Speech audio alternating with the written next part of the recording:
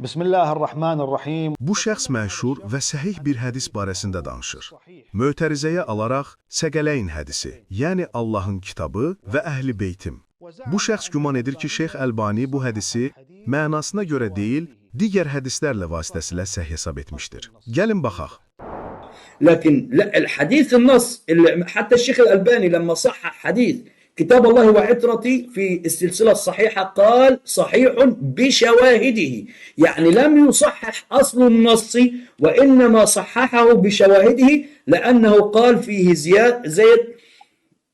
زياد ابن الحسن الأنماطي قال عنه أبو حاتم منكر الحديث، وأيضا ضعفه البخاري. فإحنا ما عندناش لحد دلوقتي كل نقاط حضرتك رديت عليها. İndi də bu şəxsin elmi əmanətinə baxaq və Əlbaninin Silsilətül Əhadis-i Səhihə kitabına müraciət edək. Mənbə 4-cü cild, səhifə 356.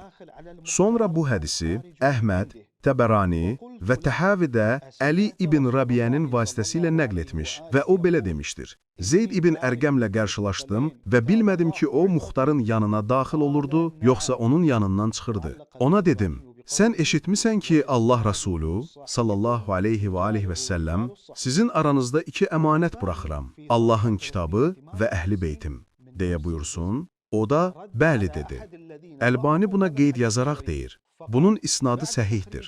Ravilər də səhih, mötəbər ravilərdilər.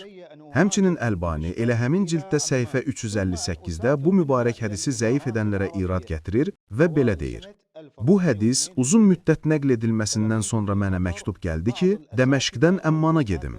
Oradan da hicrətin 1402-ci ilində Ərəb əmirliklərinə.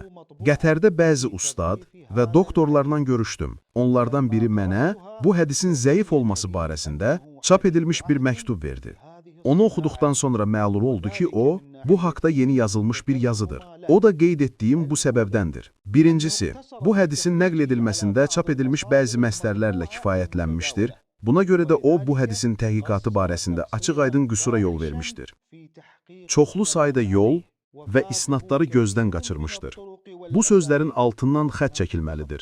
Çoxlu sayda yol və isnadları gözdən qaçırmışdır.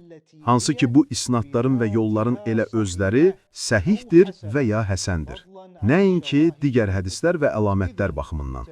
Deməli, hər bir insaflı, aqil insana aydın olur ki, həqiqətən də Əlbani bu mübarək hədisin isnadlarının özüllərini səhih bilir. Daha digər hədislər vasitəsilə deyil. Necə ki, bu danışan şəxs əksini güman edir və cəmaatla oyun oynayır.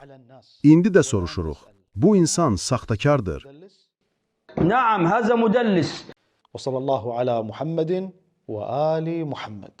اللهم صل على محمد وآل محمد.